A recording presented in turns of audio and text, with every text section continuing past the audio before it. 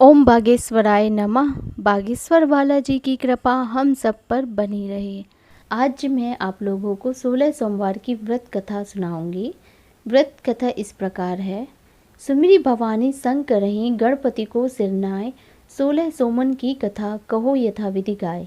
एक समय भगवान शंकर जी जगत जननी माता पार्वती जी के साथ मृत्युलोक में भ्रमण करने की इच्छा से आए।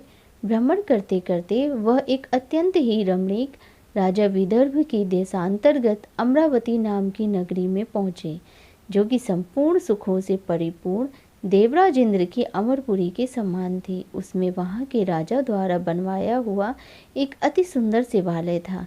इसमें शिवजी पार्वती जी के साथ निवास करने लगे। एक दिन पार्वती जी प्राणेश्वर महादेव को अपने ऊपर प्रसन्न जान कुछ मनोविनोद करने की इच्छा से बोली, हे नाथ, आज हम और आप दोनों चौसर खेलेंगे। महादेव जी अपनी प्राण वल्लभा की बात स्वीकार कर चौसर खेलने लगे। उस समय उस मंदिर का पुजारी शिव जी की पूजा करने आया। तब पार्वती जी बोली, हे विप्र, बताओ इस बाजी में हम में से कौन जीतेगा। ब्राह्मण बिना विचारे ही बोल उठा, महादेव जी जीतेंगे। जब बाजी समाप्त हुई तो पार्वती जी की जीत हुई। तत्पश्चात वे क्रोधित हो ब्राह्मण को झूठ बोलने के अपराध में शाप देने लगी। महादेव जी ने उन्हें बहुत समझाया, परंतु उन्होंने ब्राह्मण को कोढ़ होने का शाप दे दिया। कुछ दिन बाद ब्राह्मण के सारे शरीर में कोढ़ हो गया। अब तो ब्राह्मण बहुत दुखी हुआ। इस तरह उसे काफ़ी दिन बीत गए। एक दिन देवलोक की कुछ अप्सराएं महादेव जी की पूजा करने उसी मंदिर में आईं। पुजारी को कोढ़ी अवस्था में देख वे इससे कारण पूछने लगे। तब ब्राह्मण ने अगोपरांत सब कथा सुनाई। अप्सराएं बोली, हे विप्र, तुम दुखी मत हो, महादेव जी तुम्हारे सब दुखों को दूर करेंगे। तुम व्रतों में जो सर्वोपरि 16 सोमवारों का व्रत है उसे भक्ति सहित करो।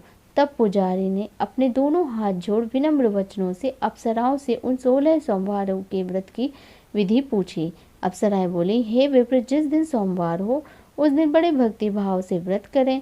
स्वच्छ वस्त्र पहने और आधा सेर गेहूं का स्वच्छ आटा लेकर उसके 3 भाग बनाएं और घी, गुड़, धूप, दीप, नैवेद्य, पुंगी, फल, बेलपत्र, जनेऊ, जोड़ा, चंदन, अक्षत और पुष्प आदि से प्रदोष काल में महादेव जी का विधि विधान से पूजन करें। तत्पश्चात उन 3 भागों में से एक शिव जी को अर्पण करें। शेष उन 2 भागों को शिव जी का प्रसाद जान उपस्थित जन में बांट दें। फिर स्वयं प्रसाद ग्रहण करें। इस प्रकार 16 सोमवार व्रत को करें। फिर 17वें सोमवार के दिन पाव भर गेहूं का चूर्ण लें, उसकी बाटी बनाएं, उसमें घी और गुड़ मिलाकर चूर्ण तैयार करें। फिर शिव जी का भोग लगाकर भक्तों में बांटकर उसका साकुटुम्ब प्रसाद पावें। ऐसा करने से शिव जी की कृपा से उसके सब मनोरथ पूर्ण होंगे। ऐसा किया अप्सराएं स्वर्ग को चली गई। ब्राह्मण ने उनके बताए विधि के अनुसार ही 16 सोमवार का व्रत किया और शिव जी की कृपा से वह कोढ़ मुक्त हो आनंद से रहने लगा। कुछ दिन बाद फिर शिव पार्वती जी उस मंदिर में आए। तब पार्वती जी ने ब्राह्मण को निरोग देख उससे इसका कारण पूछा। उसने 16 सोमवारों की व्रत कथा सुनाई। तब पार्वती जी प्रसन्न होकर व्रत को करने की इच्छा से उससे इसकी विधि पूछने लगी, जिसके प्रभाव से माता पार्वती जी के रूठे हुए पुत्र स्वामी कार्तिकेय जी उनके आज्ञाकारी हुए। एक दिन कार्तिकेय जी ने अपने विचारों को माता के प्रति बदला हुआ जान उनसे पूछा कि हे माता, आपने ऐसा कौन सा उपाय किया जिससे मेरा मन आपकी ओर आकर्षित हुआ। तब पार्वती जी ने उन्हें 16 सोमवारों की व्रत की कथा सुनाई। वे बोले, यह व्रत मैं भी करूँगा। मेरा मित्र विदेश में गया है, मेरी उससे मिलने की बड़ी इच्छा है। जब उन्होंने इस व्रत को किया तो उनको प्रिय मित्र मिल गया। तब मित्र ने इस मिलने के भेद को उनसे पूछा। वे बोले, हे मित्र, मैंने 16 सोमवारों का व्रत किया जिसके प्रभाव से तुम मिले। अब ब्राह्मण ने भी अपने विवाह की इच्छा की कर इसका विधि विधान उनसे पूछा और यथाविधि व्रत किया। एक दिन व्रत के प्रभाव से किसी कार्यवश वह विदेश गया। वहाँ राजा की लड़की का स्वयंवर था। राजा ने यह प्रतिज्ञा की कि जिस किसी के गले में सर्व आभूषणों से अलंकृत हथनी वरमाला डाल देगी उसी के साथ मेरी बेटी का विवाह मैं कर दूंगा। शिव जी की कृपा से ब्राह्मण स्वयंवर देखने की इच्छा से राजसभा में एक ओर जा बैठा। नियत समय पर सर्व आभूषणों से सुसज्जित राजकुमारी आई और हथिनी ने ब्राह्मण के गले में वरमाला डाल दी। राजा ने प्रतिज्ञा के अनुसार बड़ी धूमधाम के साथ अपनी प्रिय पुत्री का विवाह ब्राह्मण के साथ कर दिया और उसे बहुत सा धन देकर संतुष्ट किया। ब्राह्मण सुंदर राजकुमारी को पाकर सुखमय जीवन बिताने लगा। एक दिन राजकन्या ने पति से पूछा, हे नाथ, आपने ऐसा कौन सा पुण्य किया जिसके बल से मैंने सब राजकुमारों को छोड़कर आपको वरण किया? ब्राह्मण बोला, प्रिय, मैंने अपने मित्र स्वामी कार्तिकेय द्वारा बताए 16 सोमवारों का व्रत किया, जिसके प्रभाव से मुझे तुम राजलक्ष्मी प्राप्त हुई हो। व्रत के प्रभाव को सुन वह बहुत आश्चर्यचकित हुई और पुत्र की इच्छा से व्रत करने लगी। शिवजी की कृपा से उसके गर्भ से सर्वगुण संपन्न सुंदर सुशील एक पुत्र पैदा हुआ। माता पिता उस पुत्र को पाकर बहुत ही प्रसन्न हुए और अनेक प्रकार से उसका लालन पालन करने लगे। अब वो पुत्र बड़ा हुआ तो उसने अपनी माता से पूछा कि आपने ऐसा कौन सा श्रेष्ठ उपाय किया कि जिसके बल से मैं आपके गर्भ से पैदा हुआ? राजकुमारी ने अपने पुत्र के वचन सुन 16 सोमवारों की व्रत कथा यथाविधि सुनाई।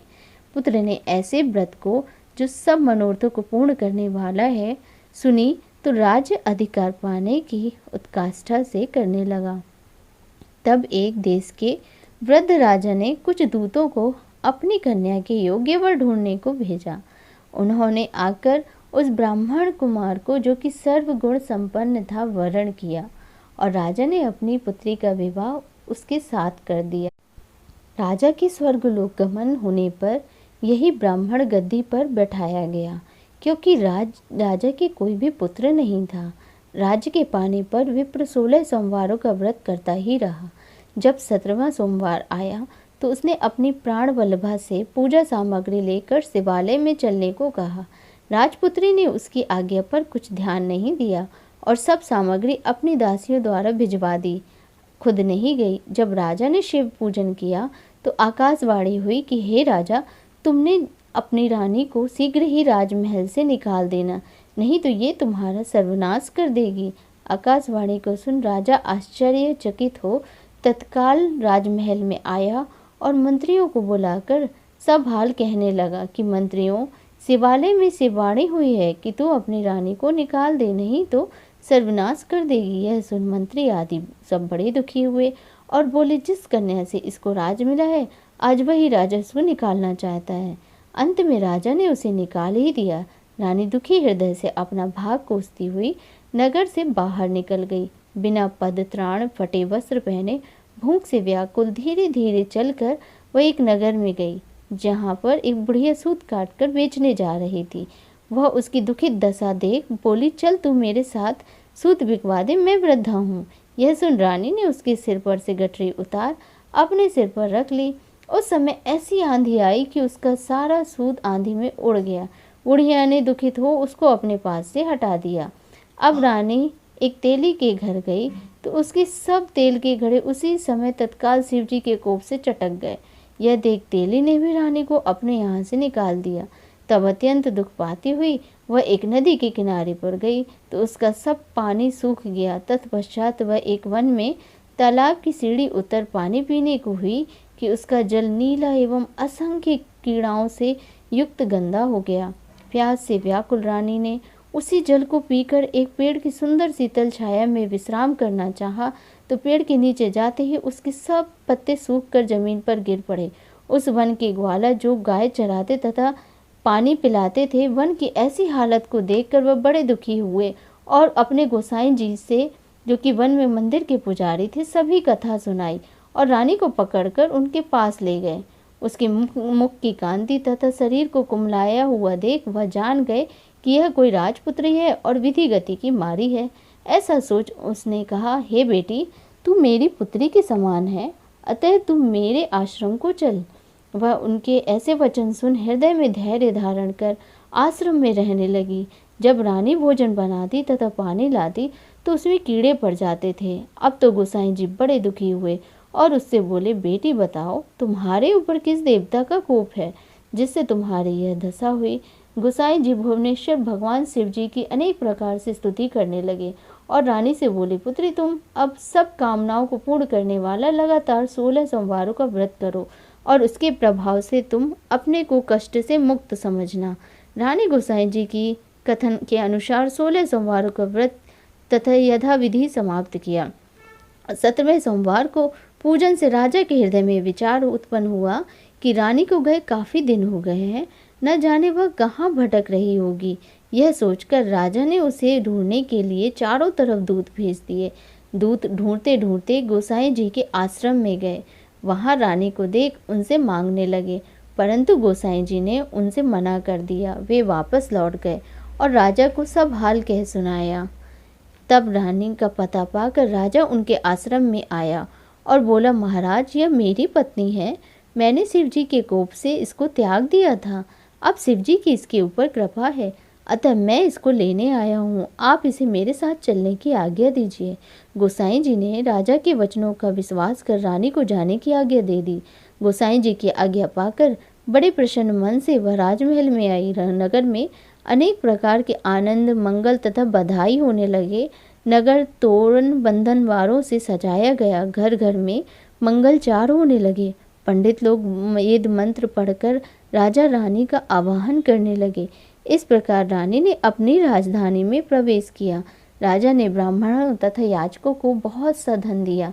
नगर में जगह जगह पर सदाव्रत खुलवाए गए, जिससे भूखों को अन्न मिले।